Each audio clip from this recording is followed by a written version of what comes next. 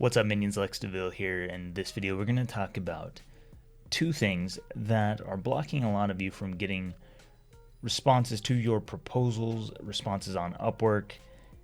These two things are, if you're making these two mistakes, it's going to challenge you. You're going to have some hard times. So that's what this video is all about. If that's what you want to watch and learn about, stick around. Hey minions, if you're new to the channel and you like what I have to say, then be sure to subscribe and click the notification bell so you never miss a video. Only do this if you like what I have to say and if you want to hear more about freelancing, entrepreneurship, and personal world domination. For those who don't know me, I'm Lex DeVille, and on this channel we help you escape corporate prison and build a freelance empire. We share lots of freelance tips and tutorials, so if you're new, consider subscribing.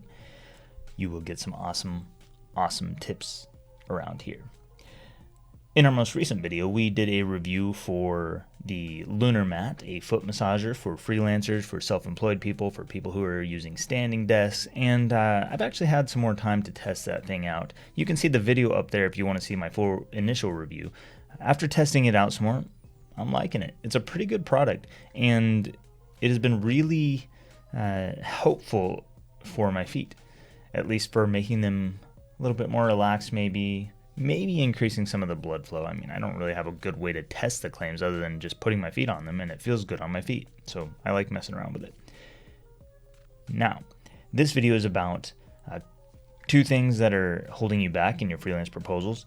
If you are making these two mistakes, it's going to stop you from getting responses a lot of the time, and it is going to challenge you deeply. And one of these things I haven't even talked about before. We've never really talked about it on this channel, but we need to. I realized recently that a lot of freelancers are making this mistake, and because they're making this mistake, it is holding them back. Sometimes I even make this mistake. Before we dive into that, remember you have the Discord chat in the description below. You can join us in there. You can ask questions, get answers about freelancing stuff or business or copywriting, any of the things that we talk about. Sometimes we just hang out and shoot the breeze. We also have some big announcements on the way, which I guess we could just talk about that now. So I'm moving my Udemy courses, at least part of them. I've actually got them up on my website, and they are now moved to my website where people will be able to enroll in them. You can't enroll in them yet, but it's close. I think you maybe can enroll in them. I don't know if it's live on there or not. My freelance courses, my copywriting courses, all that stuff is going over there. And because I've set it up as a platform that I control, I can also now produce new material very quickly. So once I'm finished with migration of the old Udemy, the legacy material from Udemy, I'm not bringing it all over, just some of the more relevant stuff. Then I'll begin adding new material. So that'll be within the next week or so. So stay on the lookout for that. Now, two things. Those two things are, first of all, is not being niched down. When you guys are sending proposals, and this is something we've talked about in Discord as recently as today, when you are sending proposals and you're not getting responses and you are not niched down, you think you're niched down maybe, but you're not, that's going to be a problem for you. So what am I actually talking about when I say niching down? I'm not talking about, if you're a WordPress designer, it's not, being niched down does not mean saying that you do WordPress design in your title. It does not mean saying that you do all things WordPress design in your profile. It does not mean applying to WordPress design gigs and saying, hey, I'm a WordPress designer. That's not niching down. That is, I mean, it is niching down into a skill, I guess, but what we want to do is niche down into a business industry, because you have to have some way to stand apart from every other WordPress designer out there, or whatever your skill is. You have to have a way to stand apart from those other people. And you're not standing apart if you're just saying, I do the thing that everybody else does. If that's you, then you're not niched down. You're not standing apart.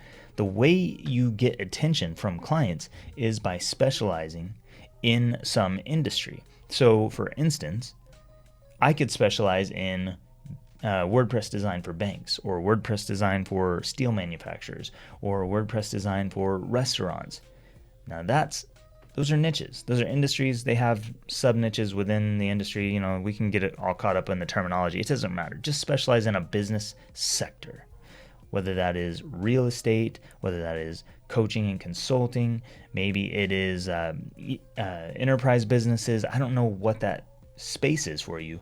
But when you choose one of those spaces and you say, I do this thing for these people, that is saying to the business owners on Upwork, that is saying to clients, I am an expert in this. And the benefit of it is that whenever you apply to gigs where the client is that thing, such as, let's say, real estate,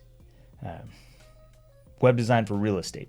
I'm applying as a WordPress designer for real estate agents. So that's what I say. That's what my profile title is. That's what's in my profile. Whenever that's me and I apply to a real estate agent's gig who needs WordPress design, I jump off the page at them. I pop off. They're like, ooh, this guy, I definitely need to look at him because he says he does the exact thing I need done for the exact industry that I'm in or for the exact niche that I'm in. That makes you jump off the page. But it also has a second added benefit, which is that you jump off the page to other people. So whether they are searching Upwork or they are just browsing through proposals, they say, okay, this person does WordPress design and he's good enough to specialize in an industry. So even though I'm in the banking industry and even though he specializes in real estate web design with WordPress, I know that he's an expert. He at least feels that he's an expert for that sector. And so this, to me, as a banking expert, says, hey, I need an expert. I need someone who is confident enough to target a specific industry, and only somebody who is willing to target a specific industry. That person has expertise, because people who are a jack of all trades, people who are not confident in themselves or their expertise, do not specialize. You specialize when you feel that you've got something, whenever you feel you can do really good work for a specific type of person and get good results for those people. So this is about subliminal communication. Whenever you are specializing, not only do you jump off the page to that target industry or that target niche or that target client, but you also jump off the page to other people who are looking for experts who are not necessarily in that industry. So that's the number one thing. If you are just saying that you are a copywriter, a direct response copywriter, a WordPress designer, a virtual assistant, whatever the thing is that you are, if you're not that thing for some specific type of client, then you're not really specialized. You're not really showing that you are an expert. The second thing, and this is one that's really big, we've never talked about this on the channel before, is the human element. The human element is sounding like a human whenever you write your proposals. And what I've seen, and I'm even guilty of this sometimes, is that I will find a gig, I really want to demonstrate my skill, I really want to show them that I'm the right person for it, and so I write a proposal, and I'm in copywriting, I do copywriting, so maybe it's let me think of a good example, maybe it is a luxury e-commerce site, that's just one example. So I have to write in this luxury style because I want to show them that I know, that I understand the space, that I can write in luxury style. So I do that and I send the proposal, and then I go back and I read over my proposal and I'm like, ooh, that did not come across the way that it really needed to, because maybe I demonstrated the style, but I didn't demonstrate that I'm a human. I didn't demonstrate that I'm a person who is thinking about the client, who understands them as a business owner. I didn't make them feel like we're two business owners connecting. I made them feel like I'm just some spammy salesperson trying to pitch them my proposal. I try to be careful about this, because if you come across as somebody who is not a human, if you come across as somebody who is robotic or salesy or any number of other ways that people might perceive you, then you won't get responses from your proposals. And the way I like to think about this, and I'm still trying to figure out the best way to capture this idea for you guys, but if you were writing, let's say you were going to lunch with a local business owner.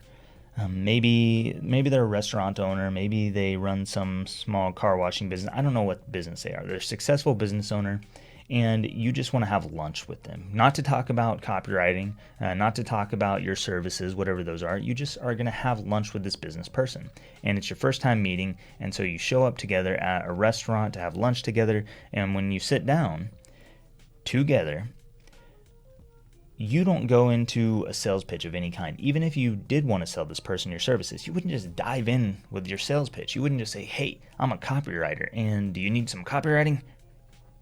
You wouldn't do that. You would sit down. You would talk about I don't know what you would talk about, but you would talk about human topics. You would talk about whatever you've experienced that day. You would talk about the weather. You would shoot the breeze. I'm not saying that you should talk about the weather or shoot the breeze, but I'm saying that there's an element of humanness that is lacking from a lot of your proposals. And so we need to start to think about, how can you not only focus on the client, not only show them that you're a credible authority at what you do, but how can you express that in a way that says, I'm a person, I'm a human, I'm a professional, I'm a business owner. And that's going to help them to feel comfortable with you. Because if you just showed up to lunch with another business owner and you immediately dove into your sales pitch for your copywriting, and you just started saying, hey, I'm a copywriter, I'm a direct response copywriter, I bet your business could really benefit from increased leads and conversions and sales, that person is going to be like, whoa, back off. I think that we need to cancel this because we're not going to be a fit for each other. And maybe you can kind of think of it like speed dating or something. There are little indicators that tell us whether or not somebody is going to be a match for us. We don't always know what those indicators are. Sometimes as a client, when I'm looking through freelancers, it's just little subliminal things. It's little subtle things that tell me that they're not the one. And usually if somebody dives right into all the things that they can do, their copywriting skills, their web design skills, why they love my project, all of these things, that doesn't speak to me as a client. You have to talk to me in a professional way, maybe in a businessy way, but in a human way, most importantly. You have to talk to me like I'm a person. You have to treat me like a person. And if you don't treat me like a person, then we won't be able to connect on the same wavelength. So that's the two things, the human element and also being specialized. Now, those aren't the only two things, of course. We talk about different things from time to time. You can see those on our channel here. But those are just two things I want to bring up. In future videos, and probably in my new courses on the Lex DeVille website, lexdeville.com, we will dive into these deeper, and I will give you direct demonstrations of how to do this, what I mean whenever I talk about the human element and other aspects of proposal writing, so be prepared for that. It looks like my daughter has just woken up for the morning. So I guess that about wraps it up for this video, and thank you so much for watching. I'm Lex DeVille. If you have any questions, let me know in a comment down below.